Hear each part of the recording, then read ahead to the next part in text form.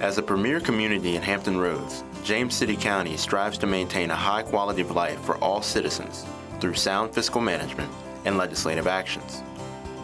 In an ongoing effort to increase transparency, your Board of Supervisors holds public meetings to garner citizen input before making important decisions. Here is tonight's meeting agenda.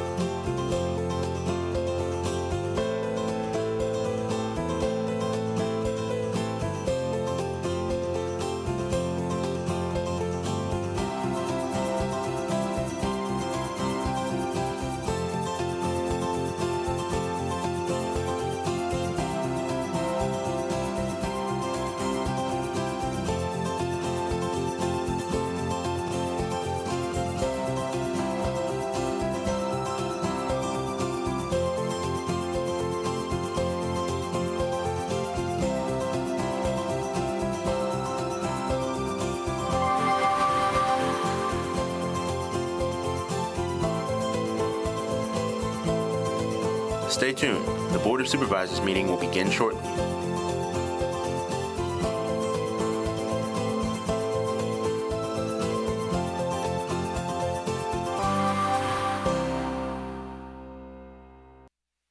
I call to order this meeting of the James City County Board of Supervisors for a regular meeting. Mr. Stevens, please call the roll. Mr. McGlennon? Here. Mr. McGlennon represents the Roberts District. Ms. Larson? Here. Ms. Larson represents the Berkeley District. Mr. Hipple? Here. Mr. Hipple represents the Powhatan District and is Vice Chair to the Board. Mr. Eisenhower? Here. Mr. Eisenhower represents the Jamestown District and is Chair to the Board. Sitting way to my left is Adam Kinsman, County Attorney, and I'm Scott Stevens, County Administrator, and it's my pleasure to be Clerk to the Board. Okay, we will look for a motion to allow Ms. Sadler to participate in the meeting remotely due to medical condition that prevents her attendance. So moved. Okay, we have a motion. Mr. Stevens? Mr. McGlennon? Aye. Ms. Larson? Aye. Mr. Hipple? Aye. Mr. Eisenhower? Aye. Motion carries. Welcome to the meeting. Thank you. I'm here. So, okay, can you hear us loud and clear now? Okay. On Monday morning, staff became aware of an error in the public notice for agenda item I-2, authorization to request establishment of a no-wake zone on Diascon Creek. We will not be taking action on this case this evening. Staff will re-advertise the public notice and the item will come before the board at the May 12th meeting. Okay, we will start with a moment of silence and then I have the privilege of leading the Pledge of Allegiance this evening. So.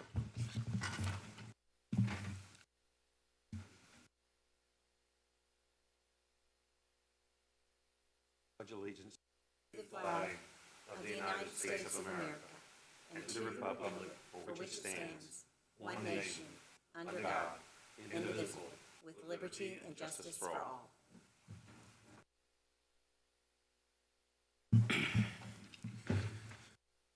Okay. I don't believe we have any presentations, so we will go to public comment. I think we have one public comment recorded this evening. Yes, sir.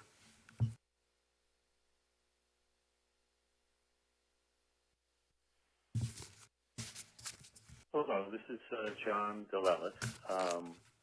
My wife and I live at 6732 Westbrook Drive in Colonial Heritage in Williamsburg. Been here about 8 months. Love the community. Appreciate what you guys are doing to keep the power on and the water running and all of that, which we kind of need, us older folks, if we're going to shelter in place, and I guess everyone else. Couple of concerns.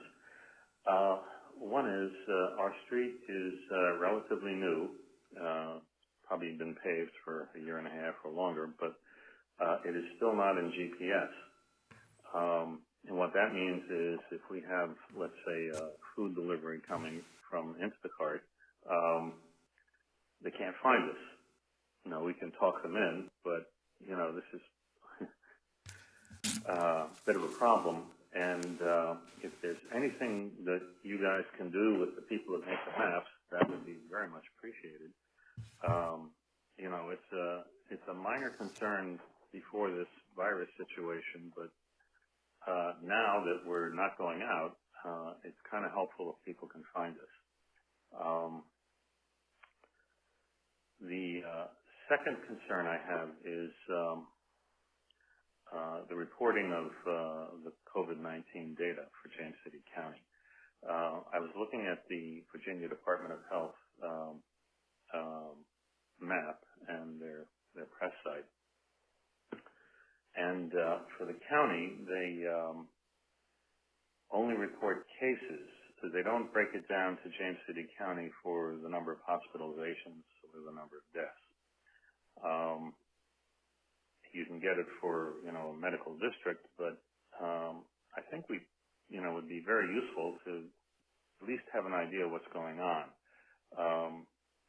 Not that we're going to panic and run to the Outer Banks, but it just would be nice not to be in a vacuum as far as that goes. And the third thing is, I wondered how well our local hospitals in James City County, Centaura and Eastern, how well they're prepared for peak volume, just in terms of staffing and PPE and ventilators and all of that. And I guess those are our three main concerns at the moment. As you could see, biased a bit towards this virus situation. But thank you and have a good day.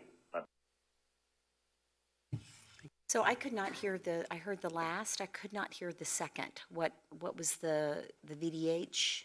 VDH, the COVID data, and I think you... want it broken down by jurisdiction for hospitalizations and deaths as well as just cases. Okay, thank you. And that's, well, obviously it's recorded, so we can, because you couldn't hear the name either, just heard where the We do gentleman. have the name, and we could share that. But Okay, again, the thank you. gentleman, a lot of what he's asking for, as you know, is really the state information. We've kept pressing for more information. I don't want to give hope that we'll get it, but we do keep asking for those kinds of data points as well, and it just seemed to localities. Thank you.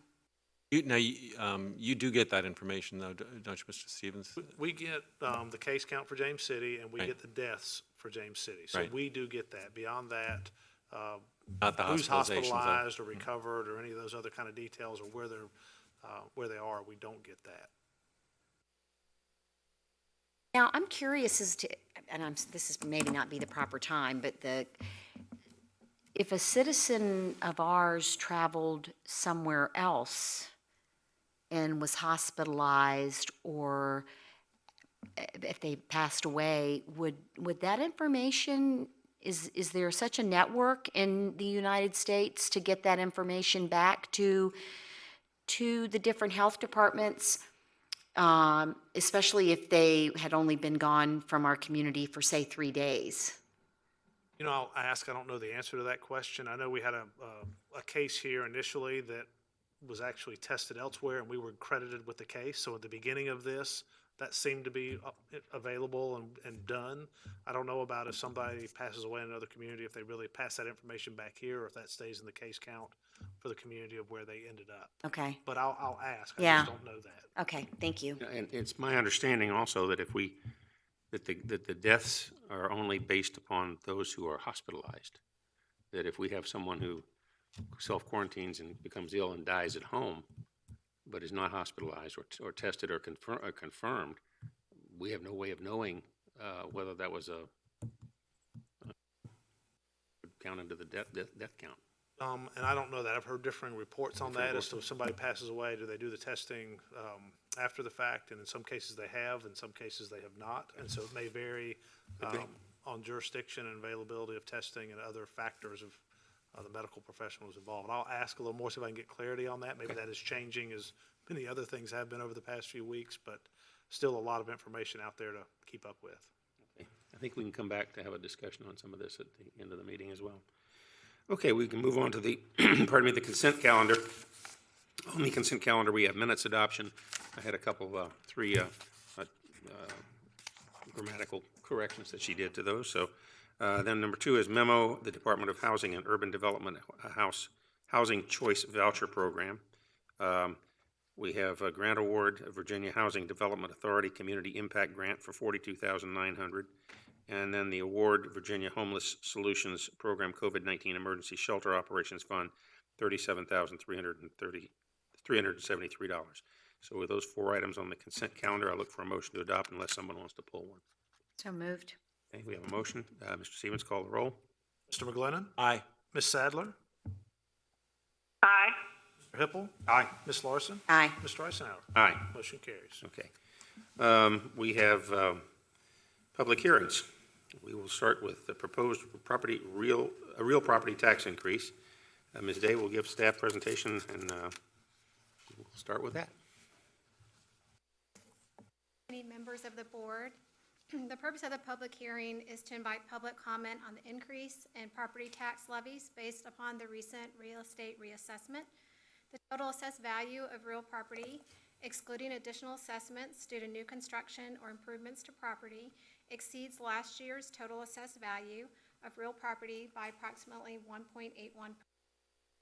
The tax rate, which would levy the same amount of real estate taxes last year, when multiplied by the new total assessed value of real estate, with the exceptions noted above, would be 0.8248 per 100 of assessed value. This rate will be known as the lowered tax rate. James City County proposes to adopt a tax rate at 0.84 per 100 of assessed value. The difference between the lower tax rate and the proposed tax rate would be 0.0152 per 100, or 1.81%. The difference will be known as the effective tax rate increase. Individual property taxes may increase at a percentage greater or lower than the above percentage. No action is required of the board at this meeting. The budget work sessions are scheduled for Tuesday, April 21st, 2020 at 4 p.m., Tuesday, April 28th, 2020 at 4 p.m., and the board is scheduled to adopt the budget as amended at its meeting on Tuesday, May 12th, 2020. Okay. Were there any speakers on this? So I need to open and close the public hearing then. Okay. We'll open the public hearing. No speakers. Okay. We will close the public hearing on that item. I believe at this point we need to have the James City Service Authority call to order. Yes. I call this meeting of the James City Service Authority Board of Directors. Good evening, Mr. Howe. Good evening. If you'll call the roll. Mr. McGlinnan. Here. Ms. Larson. Here. Mr. Hippel. Here. Mr. Eisenhower. Here. I need a motion to allow Ms. Sadler to participate in the meeting remotely due to a medical condition that prevents her attendance. So moved. Mr. Powell, if you'll call the roll. Mr. McGlinnan. Aye. Ms. Larson. Here. Mr. Aye, sorry. Mr. Hippel. Aye. Mr. Eisenhower. Aye. And Ms. Sadler. Aye, thank you. You don't get to vote on that, sir. Okay. So you're open, so we now will move into the biennial budget, and I believe we will have presentations by both, since both the meetings are open. So the next is fiscal year 2021-2022 county biennial budget. Ms. Day and then Mr. Powell will give presentations. Good evening, Chairman, members of the board, Mr. Stevens, and Mr. Kinsman. Tonight's presentation will provide the highlights from the County Administrator's 2021 proposed budget and the 2022 plan. Before we dive into the details of the budget, however, I'd like to take this opportunity to discuss how the counties responded to the COVID-19 pandemic from a fiscal standpoint. On the revenue side, we do anticipate the pandemic to have a negative impact on revenue collections and on cash flow. Revenue collections are a challenge to accurately predict right now, simply because collection of our revenue lags by at least a month, sometimes 2 months, and sometimes even a quarter, depending on the revenue source. Rather than focus purely on the numbers, we'd like to discuss some of the actions we've taken. One such action, after closing to the public, was to immediately absorb the credit card transaction fees, thereby allowing more residents to pay conveniently, safely, and timely. As you'll hear later in the presentation, our largest revenue sources are real estate and personal property taxes. Currently, there are no plans to change the due date of June the 5th. If the Board of Supervisors so directs, there is the option to extend the date on which penalty and interest applies. Perhaps the most likely revenue sources to see an immediate impact would be our meals and occupancy tax revenue, which collectively comprise about $10.5 million. Those taxes are paid in arrears, so March will be collected later this month. We are seeing a significant increase in non-filers, and we expect the meals tax to be significantly down due to the no inside restaurant dining. On the tourism side, travel spending dropped an estimated 78% in the state for the month of March. So here again, we expect to see a significant decrease in the lodging tax revenue, and specifically the $2 historic triangle additional lodging tax will also be significantly impacted. Sales tax lags by 2 months. March sales tax won't be received until late May. So it'll be a while before we see the impact, but we do expect it to be significant because of the store closings. The 1% historic triangle tax and the sales tax for education will also take a hit. The good news is we're now able to collect sales tax on internet sales. As for other revenue sources, most of our parks and recreation programs have been canceled until further notice. We will save on the expenditure side. However, those revenues will not come in. For community development, in order to keep citizens and staff safe, inspections have been limited. And overall, we can expect a significant decrease in our charges for services as county facilities remain closed and the stay-at-home order remains in place. On the expenditure side, our response was quick and immediate. Fortunately or unfortunately, because of our experience with natural disasters, the efforts of emergency management, and FMS staying current on FEMA guidance, we were prepared and we were able to launch the federal guidance to departments almost immediately as we became aware of this issue. This meant we were able to track our emergency response costs from the get-go, and those efforts started back on March the 13th. This will ultimately help us in our efforts to recover our costs for the various federal and state relief programs. We've also reduced departmental spending limits considerably. We've added additional layers of approval for purchases greater than $5,000 and $10,000, including the purchasing director, the finance director, and the county administrator. Local government, as you know, is comprised of people and infrastructure, so naturally the focus is on personnel and capital projects. On the personnel side, we've implemented a hiring freeze. We've furloughed our part-time employees. We are diligently tracking our staff's time to ensure we're remaining efficient, effective, and productive while we continue our work by alternative means. And we've suspended several discretionary programs. Our focus is on preserving cash flow and providing essential services. We've solicited the help of our departments to delay or eliminate entirely non-essential, non-personnel items as well as capital projects.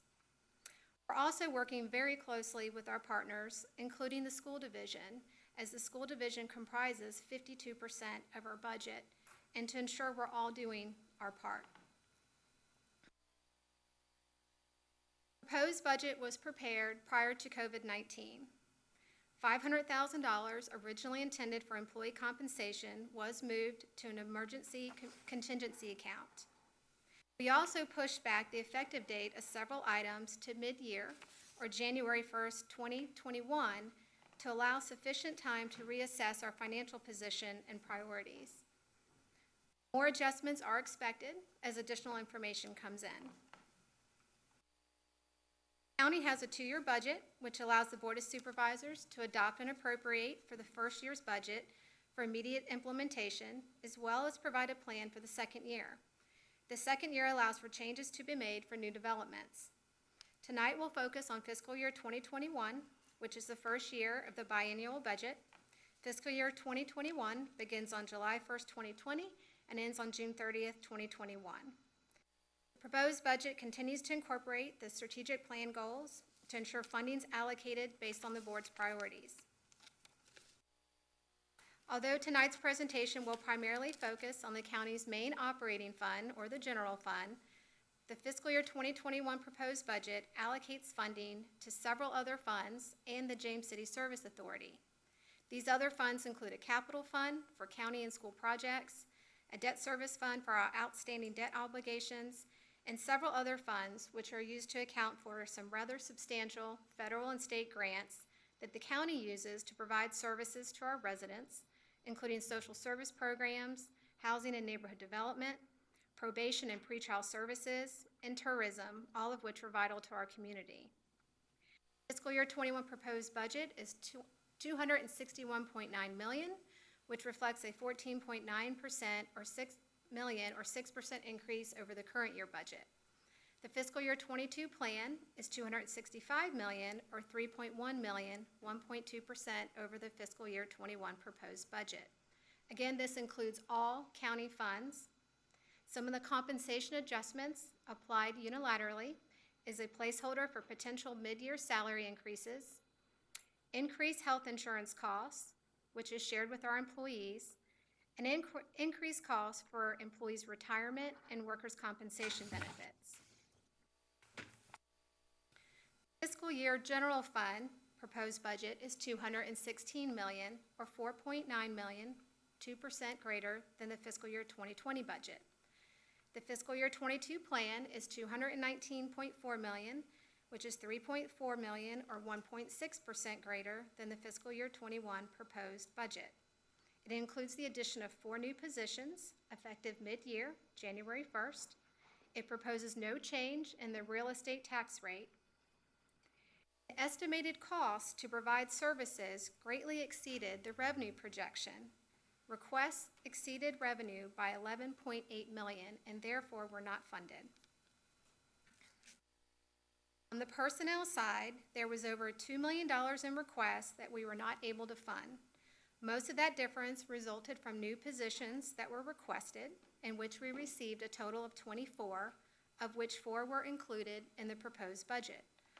All personnel requests are reviewed independently from the budget process by Human Resources, and the result of their work indicated that the department's requests were not without merit. In fact, most of the requests we received in past years, and they simply were not funded due to funding constraints.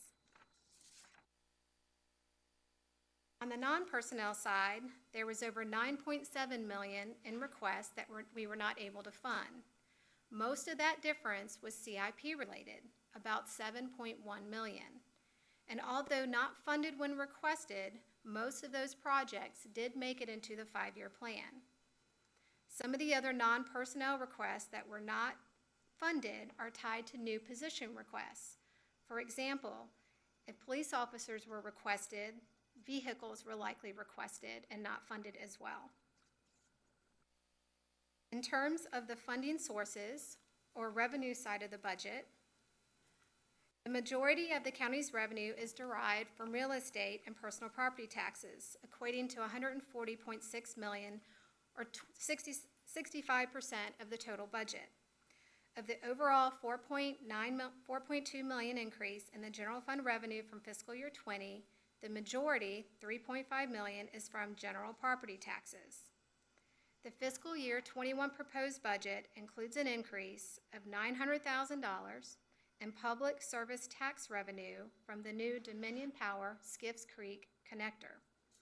The proposed budget includes no changes in the real estate or personal property taxes, and the other category includes charges for services, and the proposed budget includes slight fee increases in park revenues and in development revenues that are mainly surety and stormwater related.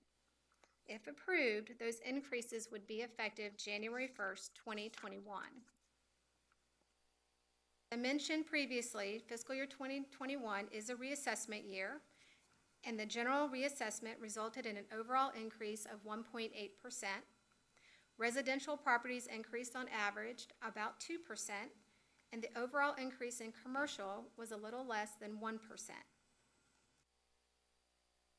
The historic Triangle 1% sales tax is estimated to increase about $50,000 in fiscal year 2021.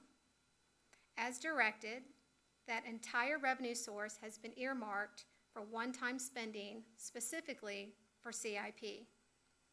Beginning on July 1st, 2021, due to General Assembly action addressing the equalization of taxing authority for counties, James City County would be authorized to tax the retail sales of cigarettes at a maximum of 40 cents a pack. Should the Board of Supervisors opt to do so, the estimated annual revenue would be approximately $900,000, and the proposed budget allocates that funding entirely to CIP. For other revenue highlights, the recycling program transitioned to a fee-for-service program in fiscal year 2020. The estimated revenue for 2021 has been adjusted to $850,000 to reflect the current level of participation. Proposed fee increases, again, if approved, would be effective January 2021 and include Parks and Rec, planning, building safety permits, and stormwater. The overall all-fund summary reflects a $14.9 million increase over 2020, and that's mainly due to a JCSA planned $9 million bond issuance. Fiscal year 22 reflects a $3.1 million increase, and that's primarily due to capital projects. I did want to mention that Doug Powell is here tonight, and he will be presenting JCSA's budget a little later. Turning to the other side of the equation and looking at the expenditure budget, as I mentioned in the revenue discussion, the overall budget increased by $4.2 million. The county's operating fund is broken down into functional categories, also known as departments. At $112.8 million, the school division receives the largest portion of our budget at 52%. The funding covers operations and the debt service that was used to pay for their capital projects. The fiscal year 2021 proposed funding to the school division reflects a $2.3 million increase from the 2020 budget. This proposal fully funds the school board's operating request. Public safety receives the second largest allocation at $28.9 million, or about 13% of our budget. These two areas combined comprise 2/3 of the total budget. The remaining 1/3 is allocated to all the other departments. It funds capital projects, it funds debt service, it funds our contributions to our other outside agency partners, and it includes the transfers to all of our other funds. Increase in school funding, coupled with the personnel adjustments discussed earlier, comprise the overall $4.2 million increase in the fiscal year 21 general fund budget. To demonstrate further how the money is allocated in the budget, for every dollar collected, 65 cents is allocated to the schools and public safety, while 35 cents is split between all the other areas. Thinking of the budget as one with their checkbook, we can demonstrate how the money gets distributed.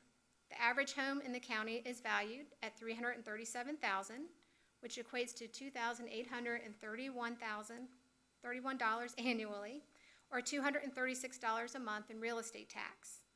Of that $236, $123 goes to the schools, $31 goes to public safety, and $82 goes to everything else. The county's strategic plan contains 7 goals. I'll highlight some of the more significant allocation of resources from the budget to address the operating initiatives that are tied to those goals. First, we have $2.9 million that's been dedicated to stormwater projects in Grove, Toano, and Ware Creek, the watershed management plans at Powhatan, Yarmouth, and Dioxon. Transportation funding continues at $1.45 million, and again, we are in the midst of our comprehensive plan update. You're aware we recently announced a highly successful economic development partnership with Navion for a total investment of $77.5 million. We have continued improvements planned to the James City County Marina, the Ambler's House, and the Jamestown Beach area.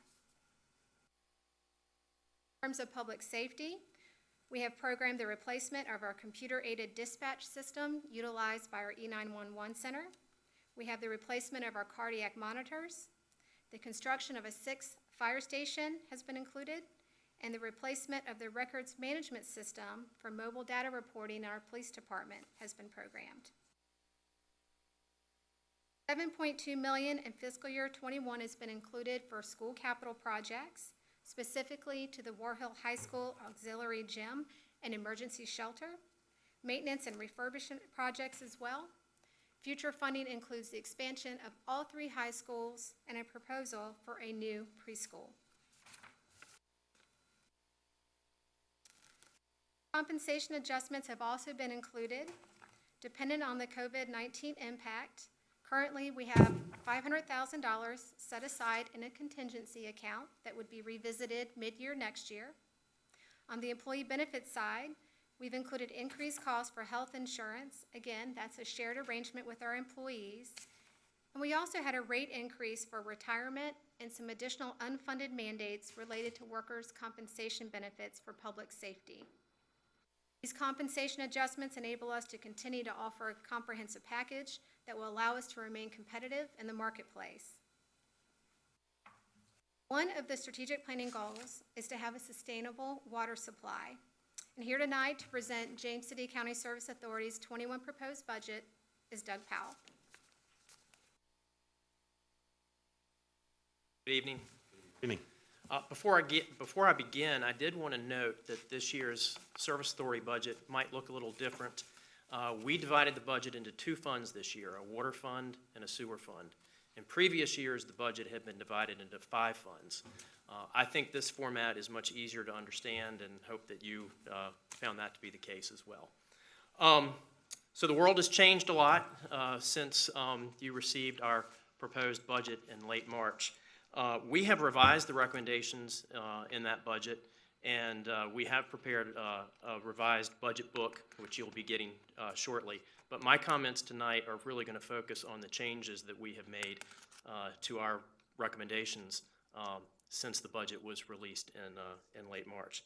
Before I get into the specifics, I thought it might be helpful to talk a little bit about how we went about making those revised recommendations and some of the assumptions that we have made,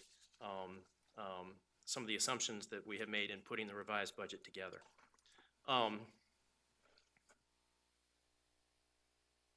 Our overarching goal is to maintain operational and financial sustainability. We consulted with our rate study consultant, our investment advisor, and others to get a sense from what other utilities, both regionally and nationally, were experiencing and what they were doing in response to COVID-19. At your last meeting, I mentioned some financial projections that were related to the projected declines in gross domestic product. Since then, we've refined our analysis some. We have looked at, among other things, we've looked at our meter readings from this time last year to this year, and we've also tried to do some analysis on the type of customer that we have and customers that we have, and identify the potential impacts of the coronavirus on their operations as high, medium, or low. To this point, there has not been a significant reduction overall in water demand. We have seen in some sectors, the schools, for example, obviously, retail, we have seen some declines among some of our customer types. At the same time, we've actually seen an increase in our residential demand. The schools, along with 3 timeshares in the county, comprise 4 of our top 10 customers. So there is some cause for concern, but at the same time, the fact that we are a system that is heavily a residential system, if these current trends were to hold, and that is an if, but if these current trends were to hold, that could help mitigate some of the reductions in demand we see from other types of customers. Some of the other assumptions that we made, that the recovery will be gradual, with social distancing lasting through the first quarter of fiscal year 21, that tourism, including the timeshares, will continue to decrease through 2020, that we will have some permanent consumption loss, that our account growth will slow, and that we will have an increase in delinquencies, and that irrigation will decrease as customers tighten their belts and we go to monthly billing. I would note that at your last meeting, I mentioned the possibility of banning irrigation, but at this time, I'm not recommending that course of action. These are all assumptions. We hope that they turn out to be pessimistic, but we're trying to approach this in a conservative manner.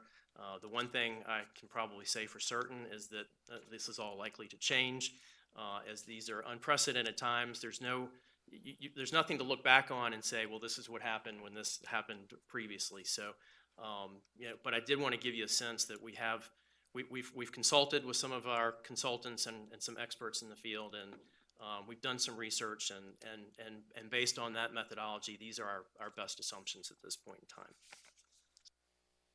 So for fiscal year 20, the year that we're currently in, we project the operating revenues will be $300,000 less than projected. We're reducing expenditures and have implemented some purchasing restrictions to address this projected shortfall between now and the end of the fiscal year. We estimate that facility fees, which are the TAP fees that go into the funding for the capital improvement program, we estimate that that revenue is going to be about $1.4 million less than projected.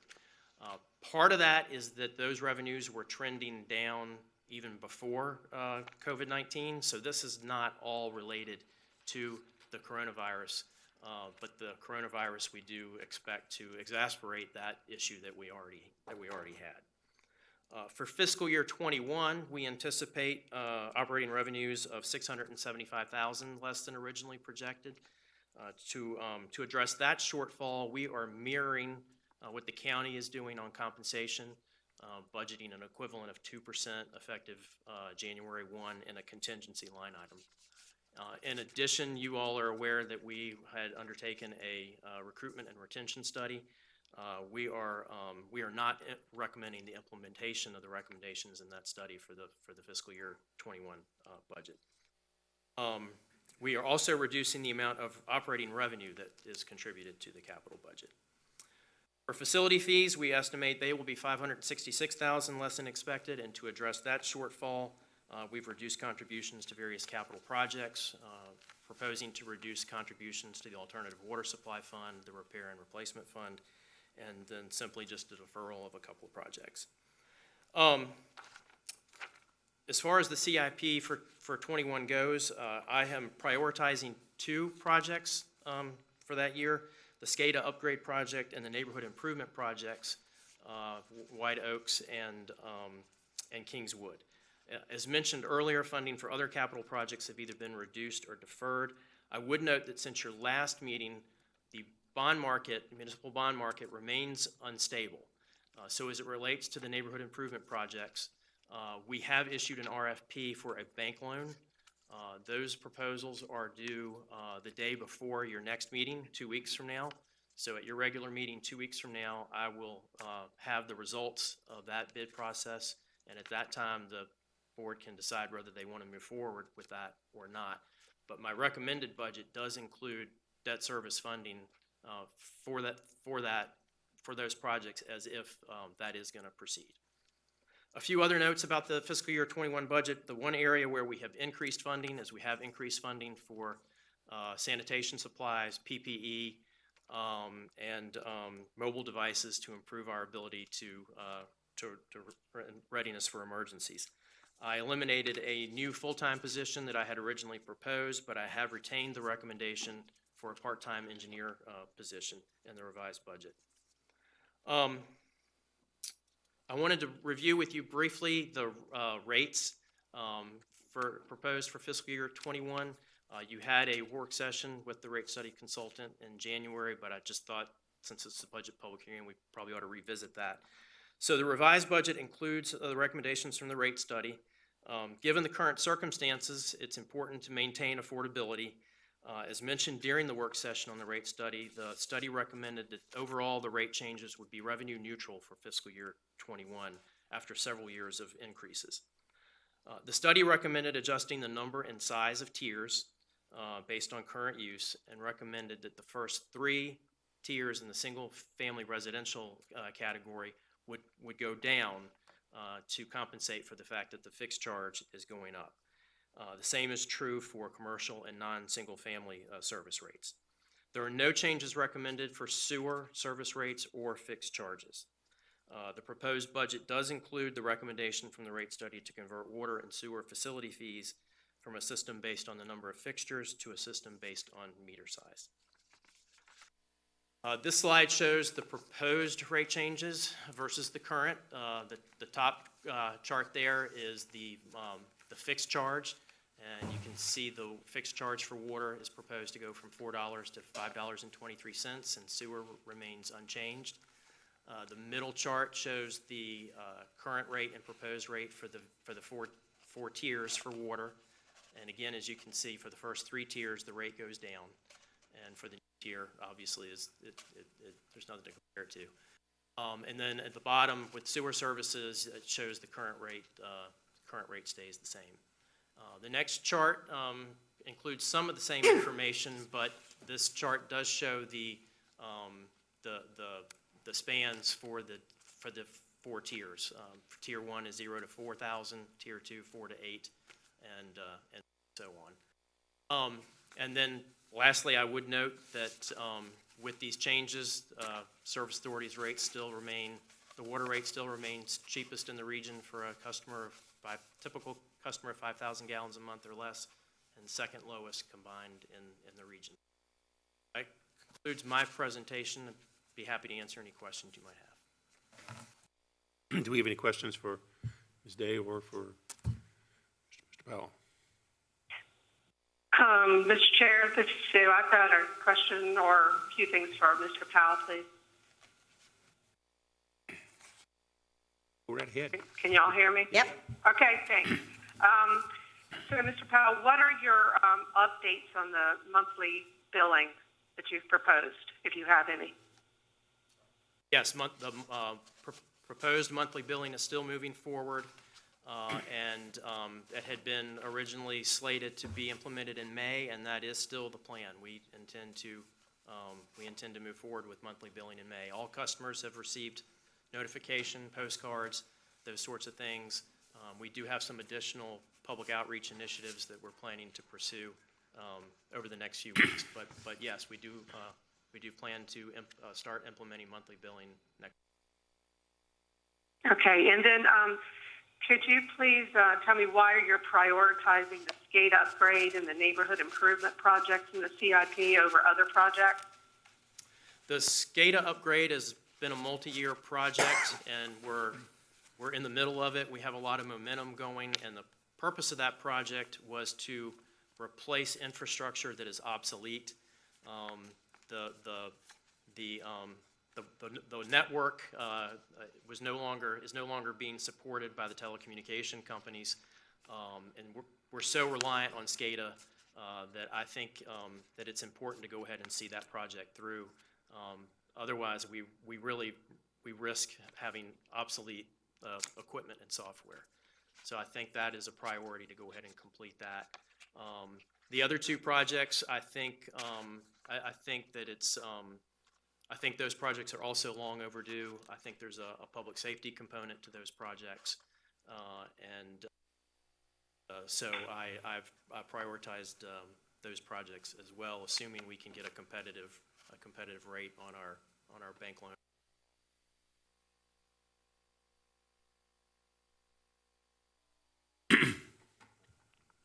All right, I just thank you for that. I appreciate it, Mr. Powell. I just did want to thank you for your quick revised budget and being mindfully responsible during these uncertain times. I just wanted to let you know that I appreciate your forethought and the fast turnaround and planning. This is, I think it's a very responsible approach. So thank you very much for being so quick to make adjustments with everything that's going on.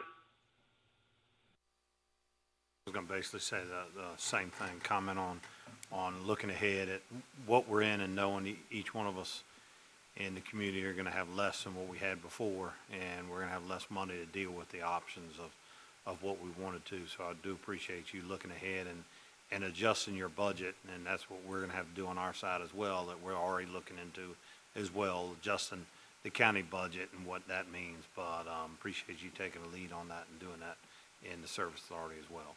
Thank you. You may have different numbers next month. Well, right. but I think you're right exactly about the notion of residential usage compensating for what may be happening at the more institutional level. We're certainly using a lot more at my house than we would normally. And I also wanted to say, I think it's good that we are moving ahead with some of these capital improvement projects, because I know we had the cash situation to be able to address some of these comfortably, and it will help to keep some businesses in operation and provide more work during a very lean time. So it's good. It's an interesting comment, because I know in talking to other utilities, there are varying philosophies. Some utilities are going full steam ahead with their capital project, and they're not cutting anything. Partly for that reason is the belief that it's good for the overall economy. Others are cutting everything. My approach has been more middle of the road. Keep moving forward with some of the priorities, but some of the projects that can wait, to defer them. But it is, there are definitely different philosophies about that. Any other questions from anybody? I think we have to open the public hearing I'll open the public hearing for the Board of Supervisors, if you would do so. And I will open the public hearing on the fiscal year 2021-2022 James City Service Authority budget. And I believe we do have one voicemail comment received. Sir, you do. Get that one to see if we get the volume Hello, up this to is play Jay that. Everson, 103 Branson Boulevard, James City County, the Berkeley District. I'm calling in reference to the budget. I think it's item number 2. I'm kind of looking at on page B3, some of your revenue. I'm very concerned about the amount of revenue that's going to be coming in, particularly from the Tommy tax, the hotel tax, and the meals tax, all combined about $15 million. Well, I think that number ought to be significantly reduced, which would, of course, impact the sales tax numbers of 11.1. In addition to that, given the current state of business closings, the default tax, a lot of which are from restaurants, et cetera, which are based on sales, and their sales aren't there, needs to be reduced also. And then when you go further, that's on page B4. On page B8 of your budget, there's a number of entries for the rec center. They total up somewhere in the neighborhood of $3 million. And you go membership, single fees, park revenues, vending machines, recreation facility rentals, park advertising, before and after school programs. These are probably going to take some type of a hit, because you're going to have to either refund membership money. Pools may not be open to the extent they were in the past, and reduce revenue there. Seems to me it'd be reasonable to take off the top of your revenue, for starters, about $15 million, and then build your budget that way. If it turns out that this money comes back, you can always add on later. But it seems to me that's what you ought to be considering. And since the schools are about half of our expenditures, probably out of the chute, they should take half the hit to our local government. That would be my suggestion. I appreciate your time. I hope you all are well. Thank you, Mr. Chairman, for your time. Take care. Okay, we have no other comments? All right, I'll close the public hearing for the board. Okay, I can close the public hearing for the Service Authority, but I need to go through the rest of our budget, our agenda. Yeah, that is the only part of JCSA, I think, that was on the agenda for this evening. So I think for the JCSA Board of Directors, and you can, guess you have a decision to make whether you want to adjourn to the 21st, which is the budget work session, or if you would prefer to just adjourn to your regular scheduled meeting on the 28th, and you can discuss the budget in more detail at that meeting. So it's up to you. My script calls for you to adjourn to Or and proceed with the remainder of our agenda, but we need to determine where you want to adjourn to. Okay, sorry, it just said you will need to run through the remaining sections of this agenda and adjourn before the BOS can move on with their meeting. So I was following what the red lettering said. Madam Chair, I'd move that we adjourn until April 28th because there's no reason for us to have the service authority at the next budget work session, when we'll have a budget work session on the 28th anyway. So. Right. All right, can we do you want to do a roll call for that? Yes, ma'am. Okay. Mr. McGlinnan? Aye. Ms. Larson? Aye. Mr. Hippel? Aye. Mr. Eisenhower? And Ms. Sadler? Aye. Okay, with All right, that, thank you. adjourn. Yeah, thank you. So we'll proceed now with the rest of the Board of Supervisors agenda. We go to next public hearing is an ordinance to amend and reordain the code of James City County by amending Appendix A, fee schedule for development-related permits to improve formatting and readability. An ordinance to amend and reordain James City County Code Chapter 22, Wetlands. An ordinance to amend and reordain James City County Code Chapter 23, the Chesapeake Bay Preservation Ordinance. Mr. Holt will give the presentation. Before we do that, do we want Budget a budget? with Ms. Day? Need to wrap the budget up. Sorry. It says that we close the public hearing and there is no action required. But We'll be meeting a work session. Yes, work session. We don't need to, we're not adjourning yet, so. That'll be determined at. Right.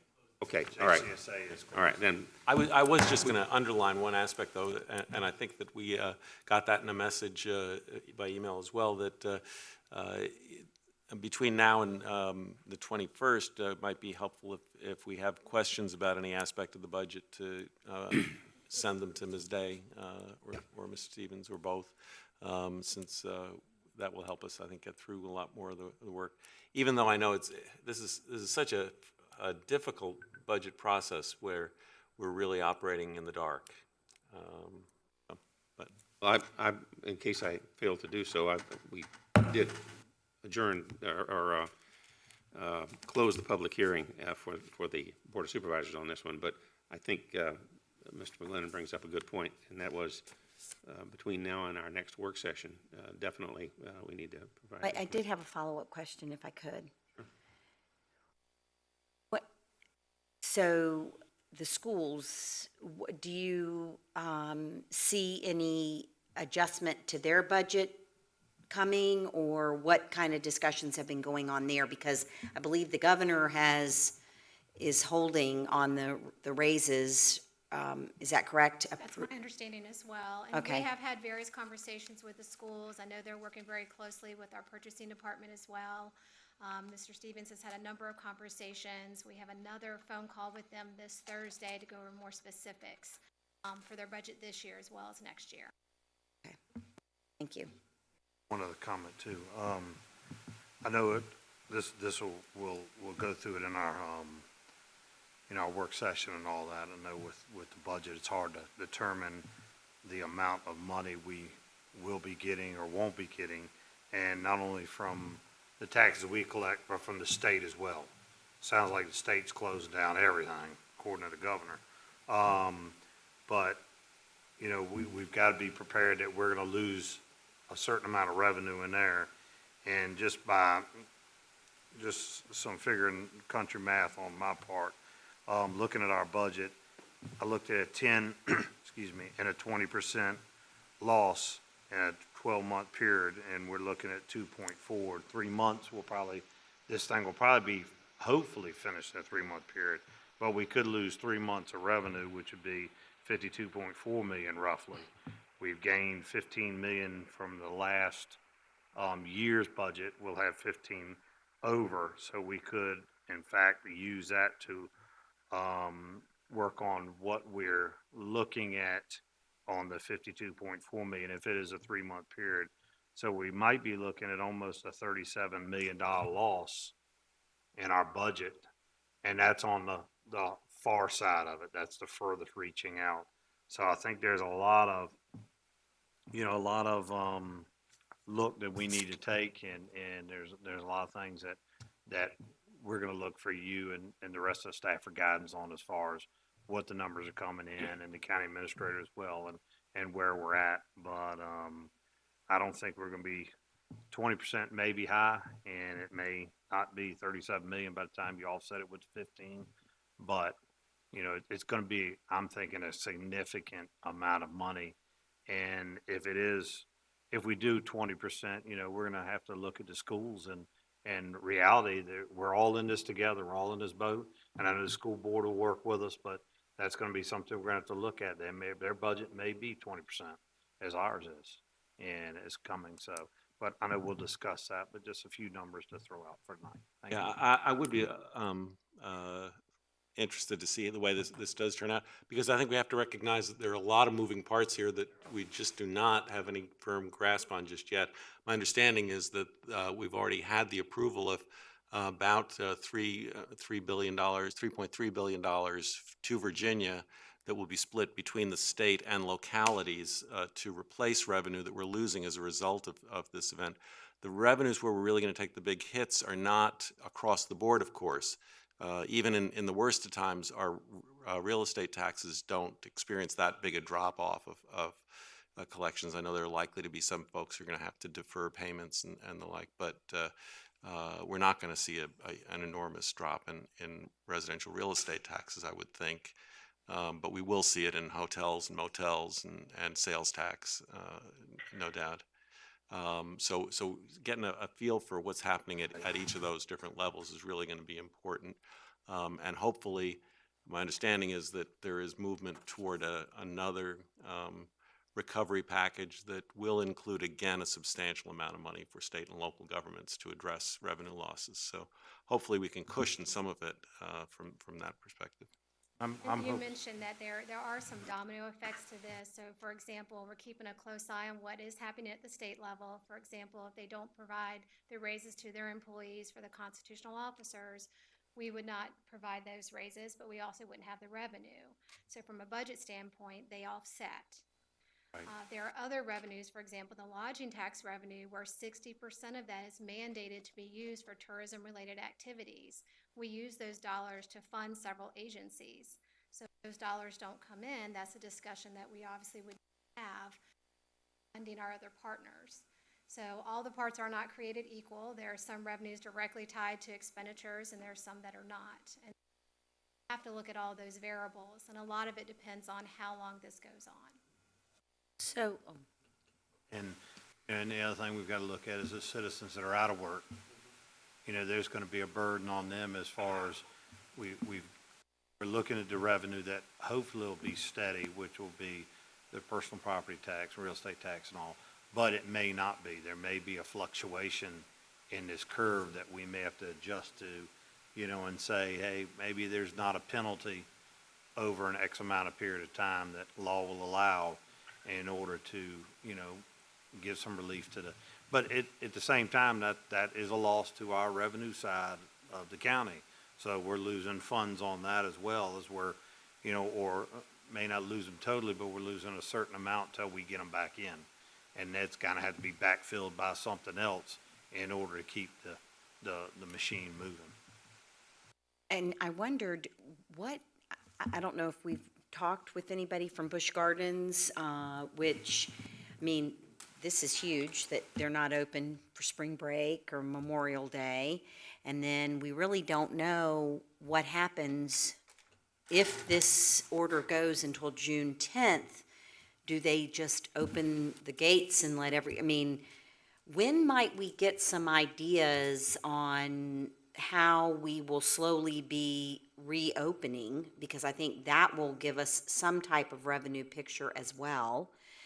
So that's one question. And then another question is how, if we could get, doesn't need to be right now, but if we could get an update on economic development and, you know, conversations that they're having with businesses in the area, and, you know, who thinks they're going to make it through this and who thinks they may not. And then you mentioned the partners and the agencies that get this. Have they reached out to see what the budget looks like for them moving forward? I haven't heard from most of them for the fiscal year 20 impact. Again, depending on the dollar amount that we fund, most of those are funded lump sum. So they've received their funding for fiscal year 20. There's very few that we make quarterly payments or monthly payments to. We are starting to get phone calls from some of the agencies about next year. And of course, we're having conversations about what they're doing with their budgets. And at that time, a lot of them were included raises and some of the things we initially had. So working in tandem to make sure we're all doing our part and staying in conversation with each other. Just started receiving phone calls. I think all of us are kind of in the same boat, looking to see what's the impact, how long is it going to go on, businesses reopening, all of that impacts. Ms. Larson, just to your comment about the reopening, we really are dependent on the state to tell us when businesses can do that. The governor alluded to in his first order, I think the April 23rd date being extended. I didn't hear anything about the June 10th date coming backwards. Looking at some of the modeling, whenever you reopen, there will be an increase in cases. It's just, do we push it to July or August or September? So that's a decision at the state level. And I think pretty quickly, the business community will follow suit. I was on a call with Busch Gardens. They were asked, hey, would you reopen? And their response was, we're waiting on the governor's guidance to determine what our business model does and how we make decisions going forward. So I think without that guidance, and we don't have any inside knowledge, we're getting it about the same time everybody else is through the press releases of what's going to be shared at the state level. We're all trying to make plans around that. So it's that knowing, and I don't know how to get an answer to that quicker than the press conference. So I do think Wednesday at 2:00, we'll know a little more. I don't know if it'll be the absolute, but at least it'll be an updated version. And then in terms of government, we are having those conversations within Hampton Roads, in particular the peninsula, so that we all start reopening together, whatever that means, and we're not tied to the same business community date. So we could reopen sooner, but I think we all have been hesitant to be counter to what the business community is doing as far as libraries and rec centers and things of that nature, because government could operate government, but we still don't want to be the source for problems within a community. And so we're trying to follow, I think, that greater guidance too. But we are talking on a very regular basis, and we are talking about how do we reopen our buildings to the public and start sort of business as usual for local governments as well. I'd like to see if we as a board could send a letter to the governor encouraging, in a safe manner, as a soft opening, quicker than the June 10th. I know that he's looking at the state as a whole, but, our numbers are equaling out and seem to be starting to slow down where others are picking up. And it may not be the whole state of Virginia opens one day. Maybe certain pockets open up a little at a time. And I'm not saying turn everything loose at one time, a slow, soft opening, and that, the communities that are not, they don't have the pressure as some of the other communities that are closer connected as far as our residents in closer quarters. It may give us the ability, since we've been in it probably the longest in Virginia, and we may be able to open up a little bit sooner than some of the dates. And I wouldn't see why the board agrees that we could send a letter of encouragement. I guess I get really worried when you say July, August. I mean, that will decimate our economy. It's safety first, but I don't know that this is appropriate for a budget conversation, but I hope what they're doing at the state level is that they are not only reacting to what is going on now, but they are proacting about the future. That, should there be, how do we coexist when there's possibly an outbreak? And which is very important in this community, obviously, because of the way our makeup is in population. So we do need to be concerned. But I don't see us, if we bring everything to a standstill through July, what does that look like? And Ms. Larson, I may have misspoke I don't want to be confusing in this. I didn't mean we would be shut down through July. Okay. But there are lots of models out there that are trying to predict what the future will look like when you reopen. And they were basing it off on April 23rd. At least they had 4 scenarios that the University of Virginia had put out that was shared with us maybe today. But the governor has talked from that model in a press conference on Monday. Looking at that model, it had 4 scenarios. It was 2 around April 23rd, 2 around June 10th. 3 of those models had very similar peaks. When you reopen, The cases will go up, right, because we'll be back in places and together. So there is an expectation that the case count will go up in each of these three versions, but they were a very similar level. It was just one peaked in July, one peaked like in August, and one peaked in September. It is a model. If you look at a different model, it will have a different projection because it's got some different assumptions. And that is, I guess, the challenge of knowing when. But I didn't want to suggest that I think it will be July before we reopen. The only thing the models are consistent in is that whenever we start the economy back up in any part of this country, you would expect the case count to go up. And what we've done, it also predicts what the peak would have been had we not done these or tried to estimate that. And it appears we've cut that more in half. And so I think it has given flattening that peak, lowering the total numbers. I think what we've done this past month seems to have had that effect. I guess we don't really know because we don't know what the reality would have been had we not made those changes. But I do know it's let the supply chain catch up a little bit. We are to the point that we are getting our orders of our personal protective equipment for our EMS and first responders and county employees. That was a problem 3 weeks ago. I couldn't have guaranteed we would get any of those. We got a nice shipment of surgical masks Friday. We expect the N95 masks this week. I believe they will be here tomorrow. So all of that is getting better. Our hospitals are better equipped. There are plans to convert the convention center if needed at Hampton, not the Coliseum, but the convention center into a hospital if needed. So those things are all in place that if we're worried about the bed count here, and right now we're not, there would be things in place that delaying it a month or two has helped us be better prepared. So again, I didn't want to indicate we would be July reopening. I hope that's not the case. I think it will be sooner. It's just when we reopen, you would expect the case count to go up across the Commonwealth. And I just think it would be a mistake for us to assume that the same imperatives aren't going through the state leaders' minds, that there's no incentive for them to want to keep things shut down longer than would be necessary for public health. But frankly, we're in a tourist town, and I think it's going to take a while before tourists decide they want to come to a place where they're going to be in situations where they can't social distance, where they can't physically separate themselves from others. And we've all been to Busch Gardens many times. You are not going to be 6 feet away from anybody in Busch Gardens.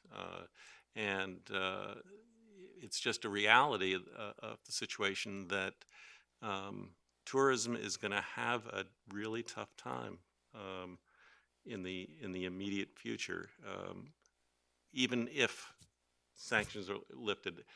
Everything I've heard is that there will be sectors that are opened at a time, and that the sectors will be the ones that still allow for distancing initially.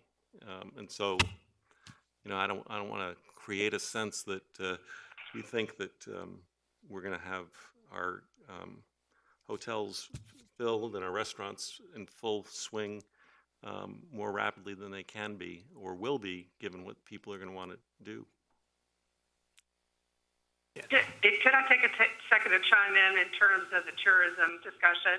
I think it's going to be important for us to have communication with York County and Williamsburg about some of the 942 money that's allocated for advertising, to make sure that we're advertising appropriately but wholly funded, so we can keep that keep it out there that when we are open for business, that we're open for business in whatever safe manner that we can. I think it's going to be very important that we keep that portion of it funded.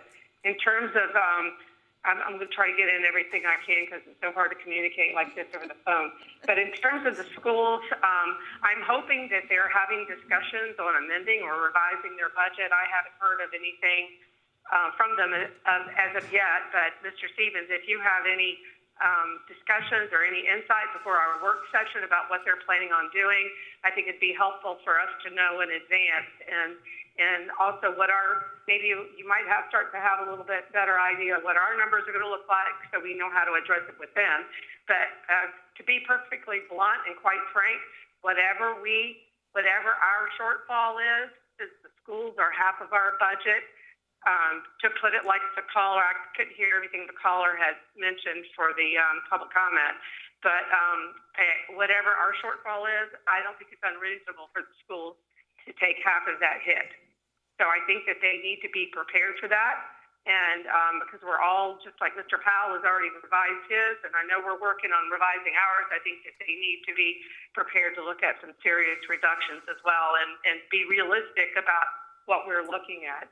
So those are just a few of the things that I think I have for now. But thank you all for everything you're doing. I appreciate it. And I know everything's evolving and changing daily, but to your point, Mr. Hippel, I had spoken with Mr. Eisenhower this week, the same idea of maybe we need to get some sort of a letter, maybe other localities are thinking about doing the same thing, looking at this June 10th date and seeing what we can do as a unified board to send some sort of message to Richmond, letting them know how we feel about where we are with everything and our thoughts on what that date is so that we can safely and slowly or quickly or however it needs to be done in a safe manner, get this economy going. So I would totally be on board with doing the same thing, and hopefully we can get everybody on the same page to participate like that so that we can send a message out. All right, thanks. It's very hard because you don't want to value economy over human life. Right, and that's why we say, in the safest manner possible, absolutely. Right, but there is a reality, and I think it, because what I get from when constituents push back on me, what I get is, well, the flu. Now, this attacks your respiratory system, which is, and I'm not a medical professional, so let me say that right before I even say anything and get emails that I'm completely wrong. So, that's so much more, that's very serious. But I think that what is the question?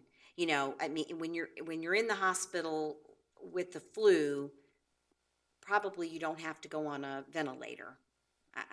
And again, but I think that there needs to be some sort of understanding, the more communication that we can get out as to why something like this with less numbers than an outbreak of the flu and how we're going to handle this, because we're not going to get a vaccine immediately. What is happening with testing? I mean, can you go get tested today at Centera if you drive up? If there was, as I told you, there was a big ginormous tent there. I mean, it would seem if we have a sufficient number of tests, so that all of us sitting here could get tested, and we knew rather than we could get on with it or not. I mean, when will there be sufficient testing? There's just so many. I think that to answer your question, that was one of the things I had talked about. I don't mind expressing the desire that we necessarily would like to try to open for the economy as soon as it's practical or feasible. I think the big concern we have is that when we do, we know, as it's mentioned, we're going to have a spike. It's going to come back up. And I think the important thing from public safety standpoint that we have to ask for, and this may be something we have to ask the state to really weigh in on, is that we need much more and better testing and tracking. Because once you open that spigot, if things start going wrong and they go badly wrong, we're going to be worse off than if we hadn't opened it. And so we've got to be able to have some sort of a mechanism to be able to track that. And I don't think we have that right now. So that's... Maybe if we do send a letter to Richmond, that could be included in I think that would have to be... The importance of having the testing and all of these capabilities so that we can apply that towards knowing how and when to open the economy up a little bit more. I think that'd be. What is the latest in testing and availability? Ms. Larson, we have those conversations and we hear from the hospitals. They are testing availability is still more. It's still a pretty long turnaround. Centera was trying to bring it internal to the hospital where they could turn around test within days, not 7 or 8 days. That was some of the drive-through testing issue. It wasn't availability of tests, but the tests were getting longer and longer to get results from. And so it didn't make sense to get a test today that you didn't get a result for 10 days. And so there's those kinds of things. So the testing is more available. but it's still not easy enough that anybody that wants to be tested can drive up or walk in and be tested. You still have to have those criteria that they've been screening for, and the tests, I think, will get better.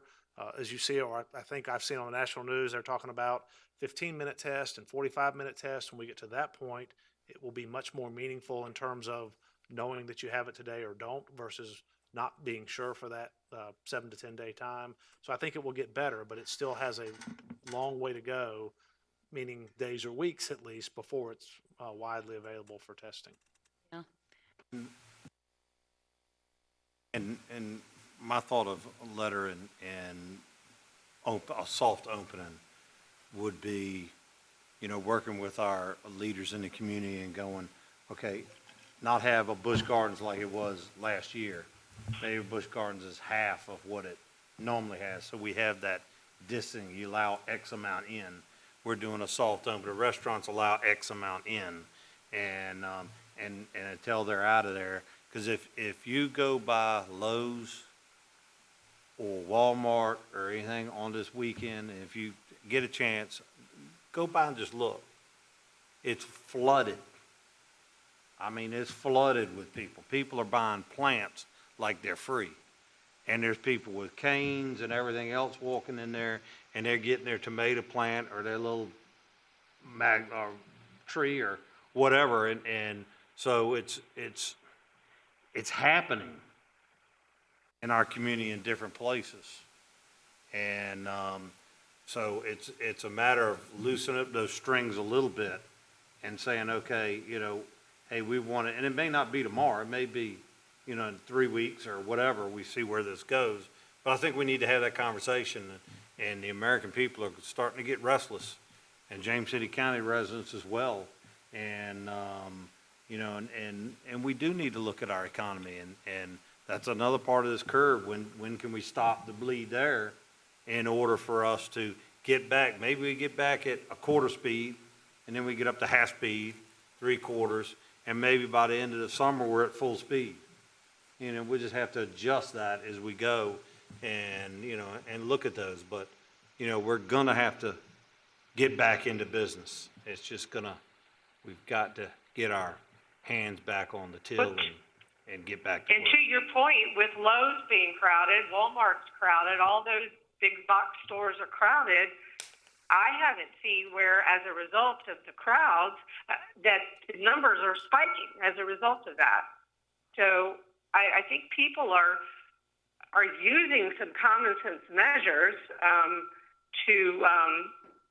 keeping themselves safely distanced. I think people are. I mean, there's always going to be some people that just don't do that, but overall, it doesn't seem like, with the garden stores and everybody wanting to get outside and do all their stuff and everybody selling their plants, I haven't seen that as a result the numbers are spiking with everybody out shopping. So hopefully that's a good sign.